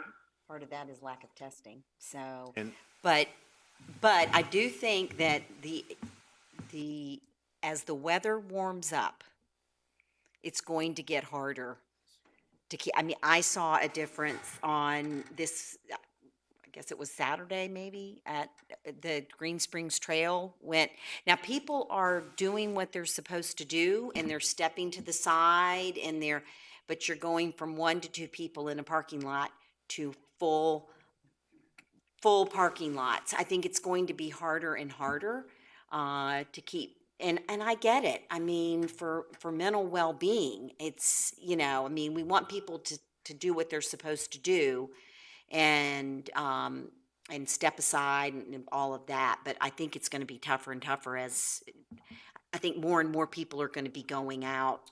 And a lot of the grocery stores, however, have gotten stricter and making you wait in line. And there's one in town that's making you wear a mask, which I think it can be very difficult if you don't have a mask, because it's not as though they're readily available. So, but anyway, so thank you. Sorry, we went off. Yeah, sorry, we went off the thing. And those businesses are in York County too, so. Okay. Okay. All right. Are we ready to come back to the next item on the? Yes, sir. Okay. Mr. Holt, you were back up. A much less exciting item for you this evening, Mr. Chairman and members of the board. Back on May 8th of 2018, the Board of Supervisors adopted an ordinance creating Appendix A to the County Code. Appendix A to the County Code is intended to increase transparency to the development process by listing all development-related fees into one consolidated table. Prior to May 2018, fee references were spread throughout the various chapters of the code. The ordinance in your agenda packets tonight continues that previous effort by now consolidating fee references currently found in Chapter 22, which is Wetlands, and Chapter 23, the Chesapeake Bay Preservation Ordinance. In addition to consolidating fee references now found in Chapters 22 and 23, the proposed revisions improve formatting and readability. This is accomplished by consolidating the fee column and the plus 5% column we had added in 2018 as well. As such, the proposed ordinance amendments before you tonight represent formatting improvements only, and these ordinances do not contain any fee changes or other substantive changes. Staff recommends approval of the three ordinances contained in your agenda packets, and I'd be happy to answer any questions you have. Questions for Mr. Holt? Okay, and I will open the public hearing. We have no speakers. I will close the public hearing, and I will look to the board. Mr. Chairman, can I ask, is it permissible to move all three ordinance changes in one motion? I'll move the adoption of all three ordinance Okay, changes. we have a motion to adopt all three. Mr. Stevens, call the roll, please. Ms. Larson? Aye. Mr. Hippel? Aye. Ms. Sadler? Aye. Mr. McGlinnan? Aye. Mr. Eisenhower? Aye. Motion carries. Okay, thank you. We are to number 4, an ordinance to amend and reordain the code of James City County by amending Appendix A fee schedule for development-related permits to increase certain fees, to defray costs incurred by the county, and for additional resources to administrate each program. Mr. Holt again. Thank you very much again, Mr. Chairman, members of the board. As part of the fiscal year 21-22 budget process, staff proposes several amendments to Appendix A of the County Code to help defray the costs incurred by the county to administer our various development-related programs. These amendments generally fall into one of three categories. First are several formatting changes. These are proposed and intended to accomplish things like staying consistent with state code references, ensuring consistency in implementation and interpretation, and making other clarifying text changes. Second includes some changes to some already existing fees. Examples of these include keeping up with the rising cost of legally required newspaper ads and costs when staff is requested to perform multiple re-inspections. And lastly, several new fees are proposed. For the sake of brevity, the staff report included in your agenda packets covers each of these items, but two of the more substantive ones that I'll touch on tonight include a fee structure for the Stormwater Division, which is similar to the existing fee structure that already exists in building permits, whereby permit fees are doubled when construction and land disturbing occurs, and where wetlands and resource protection areas are disturbed and construction begins prior to the issuance of any permits. A substantial amount of staff time and resources are required to resolve applications when these instances occur. And also for the Stormwater Division, staff is proposing a new fee structure that is designed to provide additional resources to more proactively administer and manage the development surety process. The division currently manages about 326 sureties we're currently holding as of today's date, sort of a live count. About a quarter of those are more than 10 years old. Staff would use the additional resources on multiple fronts, including assisting in getting these projects completed and turned over for ongoing maintenance, completing annual reevaluations to ensure the county is holding an appropriate amount of surety, and the additional resources can also be invaluable in working to clear the most aged sureties and ensuring sureties do not become aged in the first place if there are only minor items needing to be resolved. To allow for such a fee structure to be created in Appendix A, a subsequent minor change to Chapter 8 of the Code is also required, and that's detailed in your staff packets as well. In terms of the process and next steps, staff recommends the Board of Supervisors conduct the public hearing tonight. No action is required on these items tonight. Much like Ms. Day mentioned earlier, the proposed ordinances would be considered by the board at your May meeting as part of the larger fiscal year 21-22 budget process. That includes my formal presentation, and staff are available for any questions that you may have. And with me tonight are Mr. Tom Coghill, our building official, and Ms. Tony Smaller, Director of Stormwater Management. Ready? Or we have any questions for Mr. Holt or staff? Just thank you, team, for all their hard work and all the things that they need to put up with on a daily basis. I'm in the field, so I know what goes on out there, and appreciate all their hard work, the knowledge, and their ability to, even if somebody makes a mistake, to work with the contractors and help them get through something that they may have not known or may have moved ahead a little quicker than they should. Thank the team. Okay. Question? No, I was just going to add that I hope that some of this stormwater, what you're trying to do there, will help alleviate a lot of issues for citizens that are sometimes have things that are so drawn. It just until you've lived it, you have no idea. So I appreciate the time that's gone in to try to look at these different things and to try to look at also efficiencies. So. It appears what's happening here is that if you go too long on a project, it's going to cost you more to leave it out there than it is to finish it. And that's kind of, I think, what the county's trying to do is encourage them, finish it, so you're not paying us more and more year after year after year. Get it completed, and I think that ties this in very well as far as, you know, if you want to keep it out there and keep paying us, that's fine, but it would be better on your benefit to finish it, and that way you don't have any more fees from the county. It's a lot of work to manage and to help keep going with things that are 10 years old. As you mentioned earlier, I would much rather take those very limited staff resources and help somebody faster with what they're doing on the ground today. I think we can be more responsive. That's and it bogs us down, because then you're having not only to keep up with that, but every year check it, make sure this is going, make the calls, go out and look at it. All the staff time that's involved in just keeping up with it and doing nothing that year and extending it for the next year. And then all the staff time it takes where that staff personnel could be utilized into moving projects that somebody brings to the county quicker through the county, but this is delaying that process that the other people, the other contractors are trying to get something through.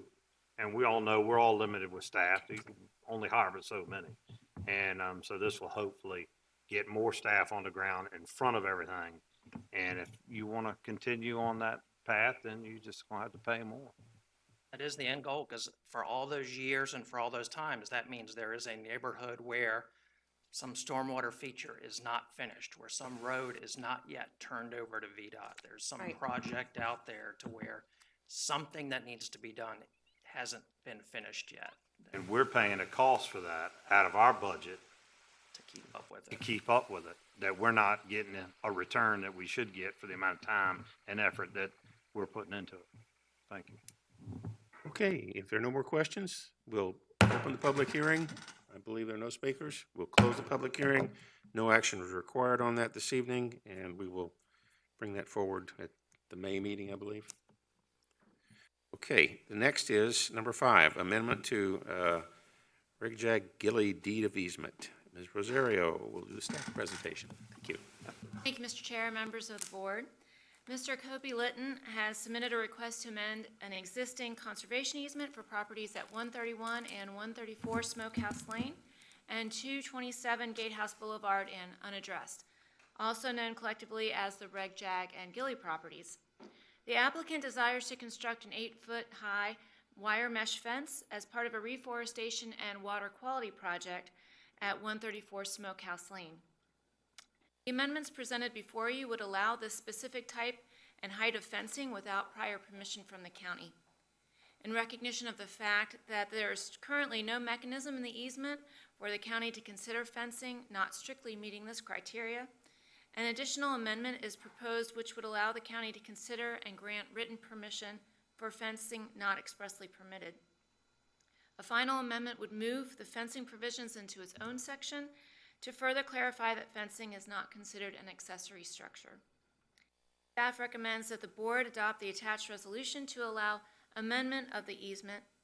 The proposed fencing would not detract from the aesthetic value of the property and would facilitate a reforestation effort that would promote the conservation values of the property. The amendments would also add procedure and clarity, which would aid in administering the easement. Happy to answer any questions you might have. Questions? I just had two quick questions, because as I read through this a while ago, I don't recall seeing any answer to these questions. First would be simply, is the intention to retain the fencing permanently, or once the reforestation is completed, that the fencing would come down? I believe it would be permanently. Permanently. As far as I understand, the homeowner or the property owner is experiencing damage to the property in addition to wanting to protect it from fear for the season. There have been a fire started on. Oh, really? Okay. And I'm assuming that there's no indication that there would be any timbering in this. The property owner has indicated that there's going to be a hardwood mix planted, which would take 50 to 60 years to reach maturity. Approximately 15 to 20 years into the plant, there will be some thinning that will be necessary to keep the forest healthy, but it is not his intention, certainly not through the remainder of his lifetime, to harvest the trees for value. But that's not anything that's guaranteed by the easement if this change goes through? Is the fence just for 134? Yes. And is there something in there that states that they wouldn't have to come back, or any of the other three properties wouldn't have to come back if they wanted to fence theirs in? The way that we have proposed it this evening is that this amendment would be applicable to all of the other properties, and so they would not need to come back before the board if they wanted a similar type of fencing and they met the same criteria. Okay. I'd rather see it come back to the board, because we don't know what's going to happen. We know what should happen in that area, but I'd all of a sudden, I commend him putting a fence up. That's going to be a lot of money. He's going to put a lot of money into this fence, a very nice looking fence, and you know, it's going to be a arm and a leg to fence. Is he fencing in everything on 134 that's in the blue? Because I couldn't tell with the property marker, but the long stretch, and he's going all the way back to the water's edge, fencing that in and up around that gut. If we could move to the fencing layout, it is an attachment.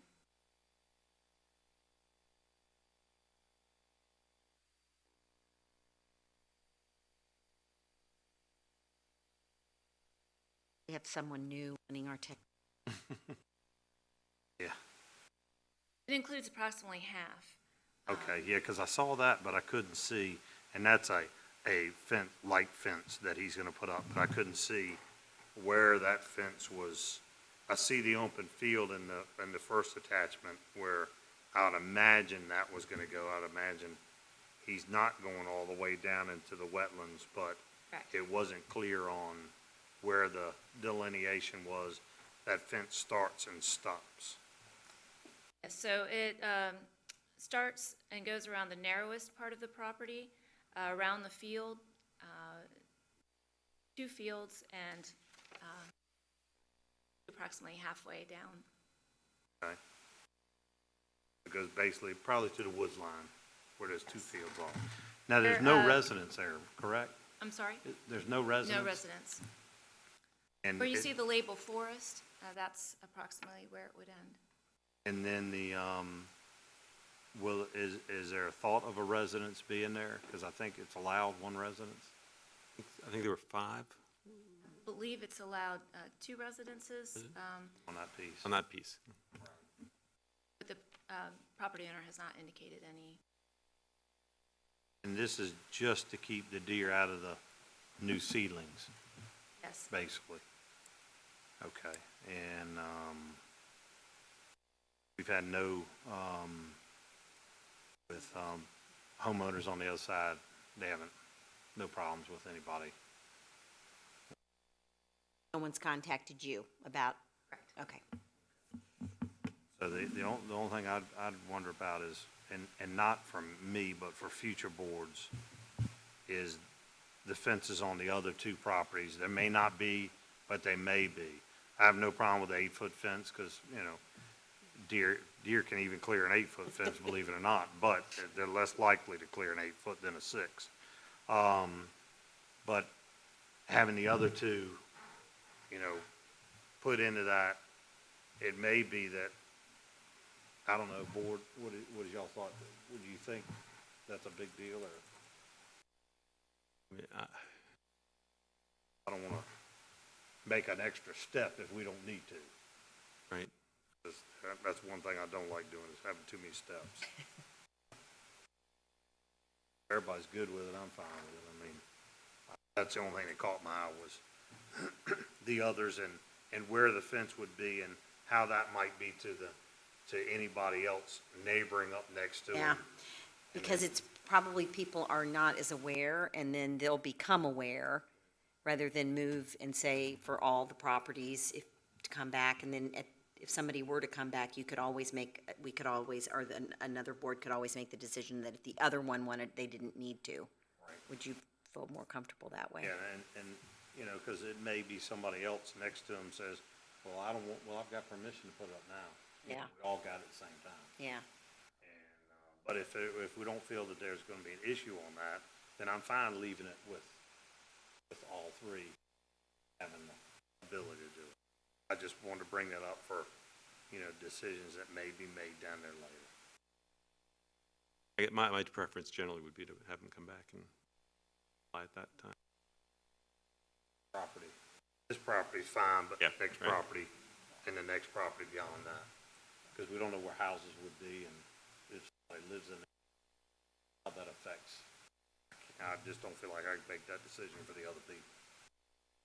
You want to amend, I guess. I would ask our county attorney that if we made that amendment, if that would be reasonably easy to accomplish without having to go back through the whole process. Yes, Mr. Chairman, you may amend the first now therefore be it resolved clause to only refer to 134 Smokehouse Lane. And I'm sorry, because I as I was reading back over everything this afternoon, I caught that. And so I apologize not getting that to you earlier, Tammy, and letting you know. But, you know, that I caught that and just brought it up. All righty, any more questions for staff at this So point? Are you gonna make wanna an that amendment? amendment? Yes. Well, we'll do a, open the public Open it hearing. up. Okay, we'll open the public hearing, we have no speakers. Okay, we'll close the public hearing, and now we will look for a motion. I make a motion to approve with the amendment stated by the county attorney. Nicely done. We have a motion, Mr. Stevens, please call the roll. Ms. Larson? Aye. Mr. McGlinnan? Aye. Ms. Sadler? Aye. Mr. Hippel? Aye. Mr. Eisenhower? Aye. Motion carries. Okay. We are now down to number 6, readoption of continuity of government ordinance. Mr. Kinsman will give staff presentation. Thank you, Mr. Chairman and members of the board. At your March 24th, 2020 meeting, you adopted an emergency continuity of government ordinance. The Virginia Code requires that you properly advertise it and readopt it, and that's what you have before you. On April the 7th, I was contacted by counsel for the school board who asked that they be added to that resolution or to that ordinance, and I did that. It's really the only change that you'd see at which you adopted on March the 24th. I recommend that you adopt this, and happy to answer any questions you might have. Questions? Just the one question I had was, we can do this for the schools? So says their attorney, sir. Oh, you're going to be in trouble. What else can we do while we're sitting here? I just asked that because the school board is a joint school board, and we are Oh, only one true. part of it. Does the city have to do the same? I think they do. They reached out to me first and asked, and they said they had spoken to the city, and the city had no problem with it. So, you know, once we verified that they had already taken that step, and they were asking our assistance, then the board seemed fine with it. Recognizing that they have some elected members and some appointed members, I've added them in there, but specifically excluded them from the procedures that you are imposing on your subordinate boards and commissions, so that way they weren't having to deal with whatever it is the city wanted to do and the county wanted to do and they want to do. So for that, they're sort of on their own with their own procedures. Okay, any additional questions? All right, we will open the public hearing. No speakers. Close the public hearing and for the board. So moved. We have a motion. Mr. Stevens, call the roll, please. Mr. Hippel? Aye. Ms. Sadler? Aye. Mr. McGlinnan? Aye. Ms. Larson? Aye. Mr. Eisenhower? Aye. Motion carries. Okay. Board considerations. We go to contract award, administration of group medical, dental, stop loss, and prescription drug coverage. Mr. Patrick Teague.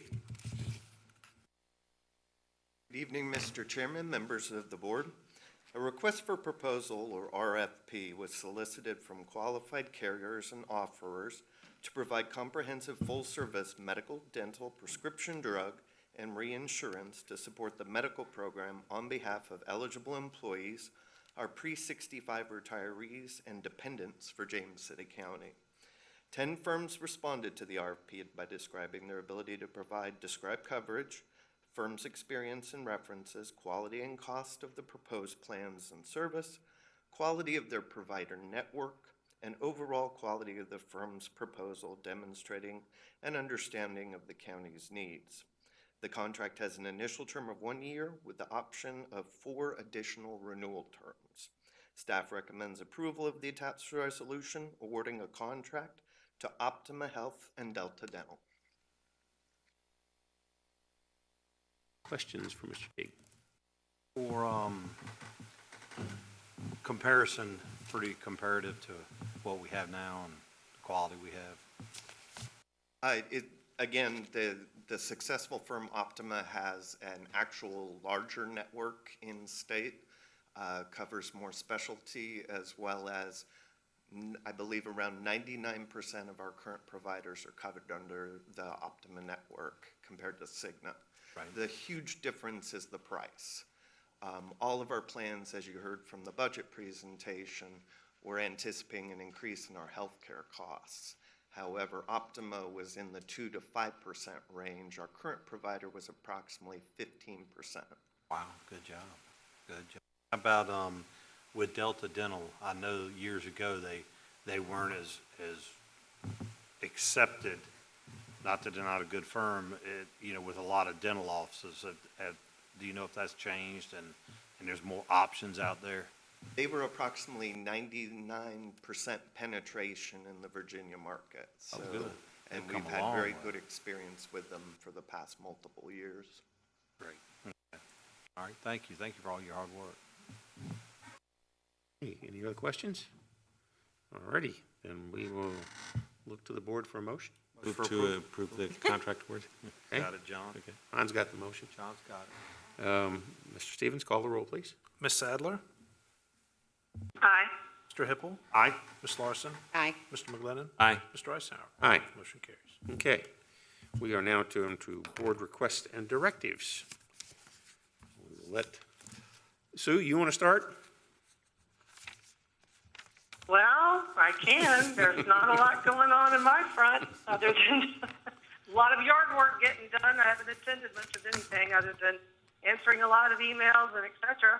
I do want to make everyone aware there is a food drive. I believe it is this Saturday at Williamsburg Community Chapel, and it's being done through the Community Faith Network. So they do have a list. If you go to their website, they do have a list of items that they are seeking, and I have sent that to my HOA. I mean, it's Saturday the 18th from 10 to 2, Williamsburg Community Chapel.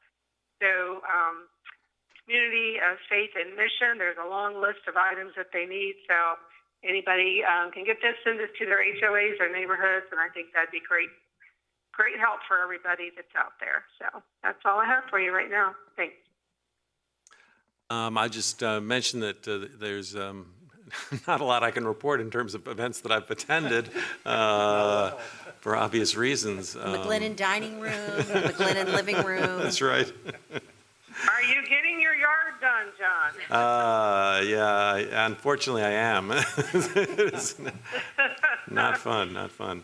But I would say that I wanted to express appreciation for all the folks who are having to work or choosing to work to provide necessary services for us, whether it's at the grocery stores, the pharmacies, certainly our public safety folks, medical personnel, the gas station attendants, everybody who's trying to make life a little bit more bearable. It's been a very tough time. We probably all know of people who have experienced loss during this time in our community or elsewhere, whether it's in terms of the COVID crisis or others. We just lost a person using our reservoir the other day, or the Newport News Reservoir up the upper end of the county, and it's very sobering for all that. At the same time, there's a great sense of resilience, and I tend to find that among our citizens a high level of willingness to do the hard things that they are doing to hopefully keep this pandemic under control as much as possible. So just thank you to everybody who's doing that, and you can just use a handkerchief or a scarf. That's all you need to know, and they'll let you in. They won't let you bring in your personal grocery bags right now. So okay. So I have the one meeting that has remained consistent is my work on the Tourism Council. We do meet by telephone. We have our finance meeting, just as an FYI, that is an open meeting. So if any of you are interested in calling in and listening to that, just reach out to me. We realize what the outlook is. It's pretty bleak right now. Luckily, there is carryover of funds. So there is very much the, when time is appropriate to start putting the media back out there, we will be doing that.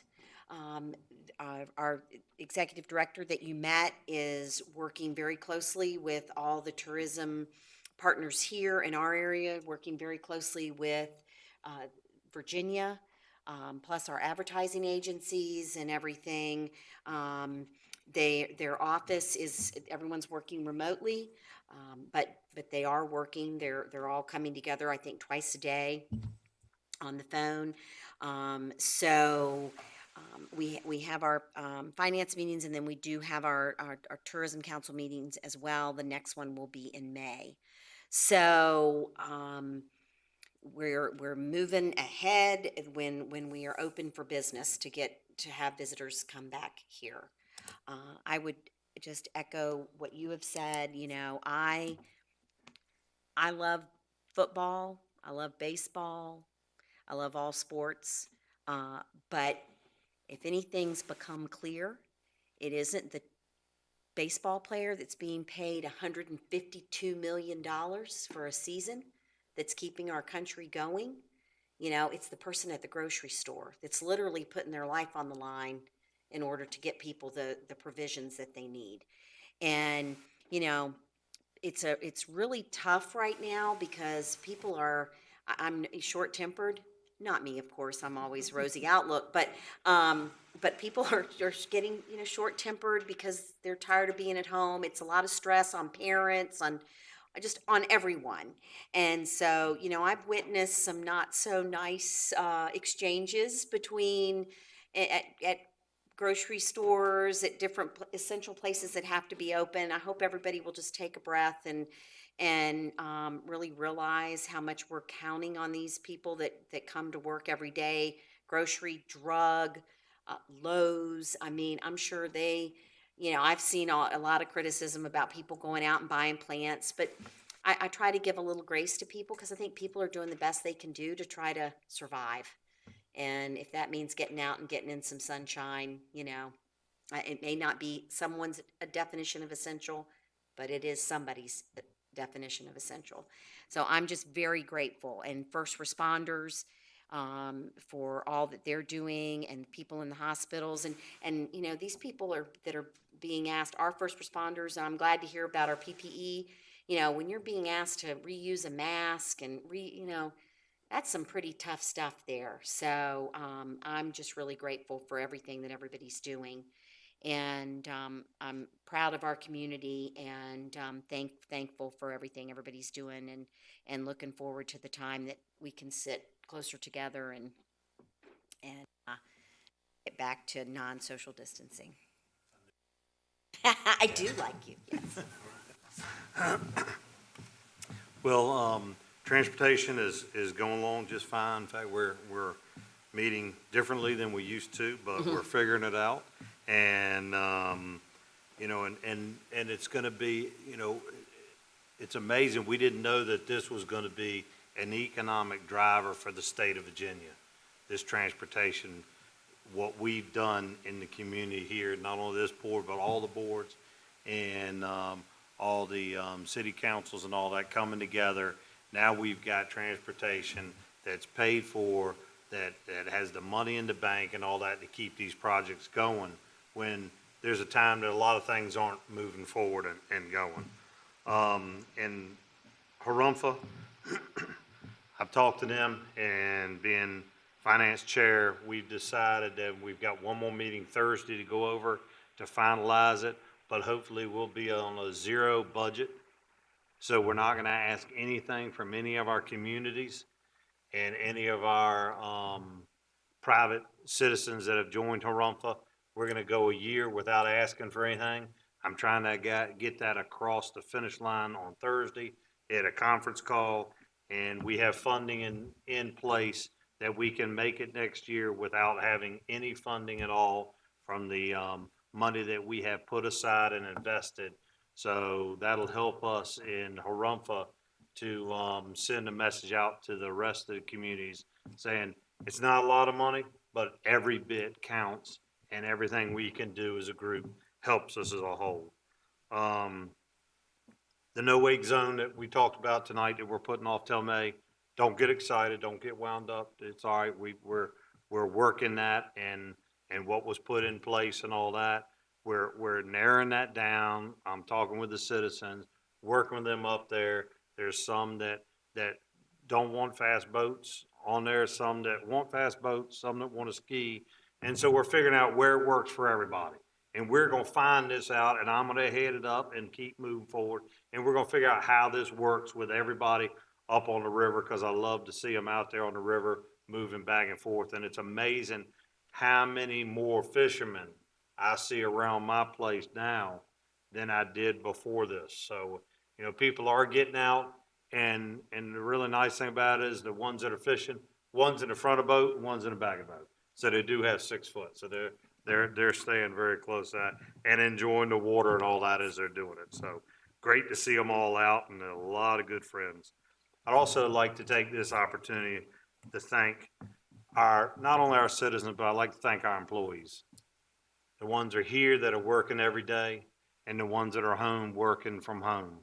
And it's a lot that we've been asked to do and come up with, and our budget team and what they're doing, the county administrator, assistant county administrator, county attorney, and all the employees that are here day in and day out. And we're eventually gonna bring more back. It's gonna take some time, but we're gonna phase it in slowly.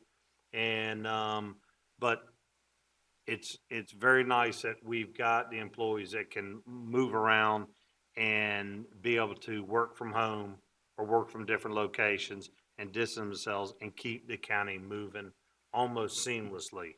There's been a few hiccups here and there, but for everything that y'all have dealt with, hats off, thank you very much.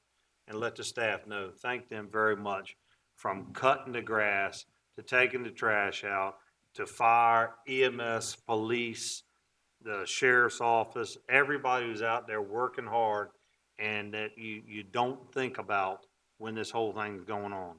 I had a lot of people say, you need to shut everything down. And I said, well, what about your fire, your police? I said, if your house catches on fire, we've got to have certain personnel out on the streets. And hats off to those men and women, and thank you very much, our dispatchers. You know, they're in there taking all these calls and everything else and trying to figure things out. All our staff that's working hard, that are seen and not seen, our staff that's right behind that wall over there, recording and keeping us up and running so the citizens can be informed. Thank you, team, and thank each and every one of our citizens. Thank each one of our team on our employees and everything you do. And police, fire, EMS protected us. Thank you very much. We see you out there. Yes, sir. Okay, I had actually 2 interviews, all conducted from home, which was nice. I actually got called by WHRO to do an interview. I believe some of the board members may have heard that on hearsay, and they actually had me on for about 10 or 15 minutes, I believe, so it was a little more than I expected. And then our WMBG interviews, where we normally go in, I got the phone call and said, call in and we'll do you right over the air from your den at home. So that worked out very well, and I think for the foreseeable future that is going to be a lot easier for folks to handle. So we can still have the opportunity for board members to get on the radio and talk to the public about what's going on. I will echo the comments about how well our citizens are doing. I know there was some complaint about golf and the golf courses being crowded, and I think they took it to heart, because I can tell you I live right across the street from the 13th tee, and I'm watching these guys now, and each electric cart or gas cart has only one person in it, and they're all keeping their 6-foot distance, and they're out golfing. They're out doing a great job, but they are maintaining the social distancing. And in my community in Forge Colony, we have the 3.5-mile walking path around my loop. It gets tremendous use, and everybody is absolutely wonderful. They give each other wide berth, maybe walk on the other side of the street. You know, we have more dogs out every day. So I'm out at least twice a day, and I will say that our neighbors are doing this extremely well. And this couldn't go without having our employees as well. What our people who are doing for the citizens of this county really needs to be looked at, and citizens ought to be grateful for what they do. I will tell you that we had a loss in my community. Beilstein, who was one of our former HOA presidents, his obituary was in the Daily Press just this week. He was one of our 10, and that's a hard loss for us in our community. To know someone personally, it's very, very difficult. So our thoughts and prayers are with his. And I will close with a congratulations to our county administrator. Oh, yeah. For popping the question, and for Monique for saying yes, and for them surprising us totally on a Thursday afternoon and getting married. So congratulations. Well, thank you, sir. And please, our best to your bride. I will pass that on. Thank you very much. Okay, I think we are now down to reports of the county administrator. Mr. Chair, members of the board, just a couple items I would like to share. First, I do want to thank Sharon Jay and her staff for putting together the budget. A lot of their assembling of it was remotely, as we were pushing people out of the buildings during the COVID entry into our community, and so they worked really through technology and some of their issues to get a budget out, and I do want to thank them for that. To the community and to the board, we are bringing back reductions in revenue forecasts and expenditures, so we'll have that discussion with you.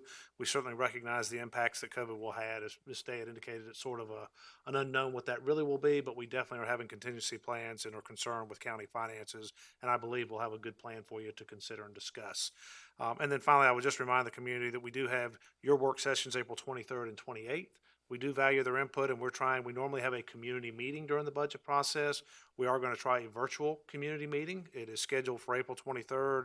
It's at 12:30. We planned it around lunchtime, with hopeful that those that maybe had to work would have an opportunity to have about a 15-minute presentation from us, and then a Q&A kind of discussion with community. So we'll see how that goes on the 23rd at 12:30. One other thing, I do want to remind the community that even though our buildings are closed to the public, that your county staff is working, and we're here to serve you as needed. So please don't hesitate to call or email or get in touch with us. We are still working and providing services.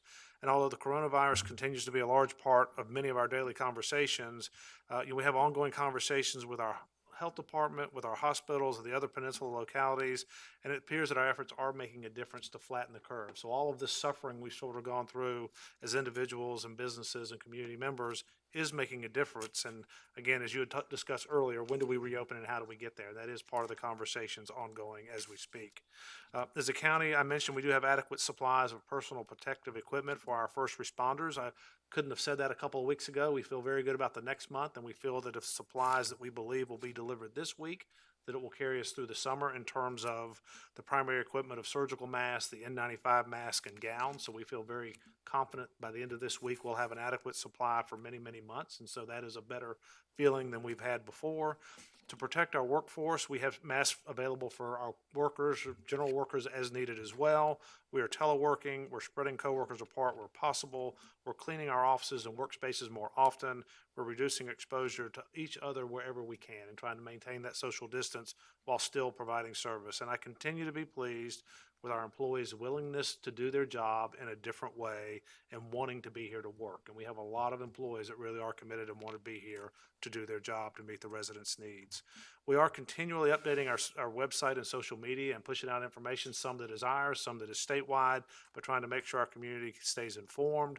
And for those not on social media, we have established a phone that you can call in. It's updated on a daily basis, and that number 564-2140. Again, 564-2140. That gives you a lot of information and a lot of other numbers if you can't have access or don't have access to social media or our website. A reminder to all of us, our citizens included, the best thing each of us can do to protect ourselves and our families today is stay home.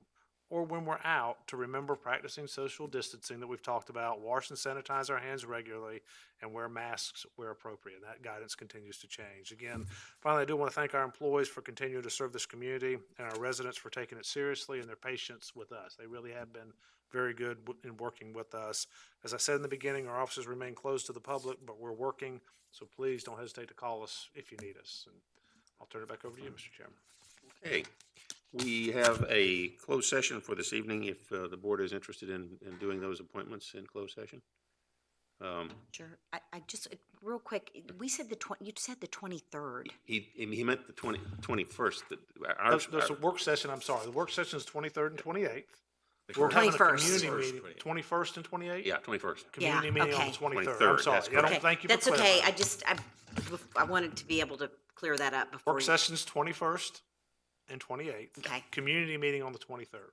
Virtual community meeting at 12:30. Yeah, and social media has been, I just share what gets pushed out every morning, and it's been really great. So kudos. Thank you. I'll pass that on as well. So. Please. And to our social services department, which is Yes. great job too. Okay, we have, we need a motion to enter closed session for the consideration of personnel matter, the appointment of individuals to county boards and our commissions pursuant to section 2.23711A1 of the Code of Virginia for Chesapeake Bay Wetlands Board appointment and Economic Development Authority appointment. So, Motion? we have a motion. Mr. Stevens, call the roll. Ms. Sadler? Aye. Mr. McGlinnan? Aye. Ms. Larson? Aye. Mr. Hippel? Aye. Mr. Eisenhower? Aye. Motion carries. Okay, closed session.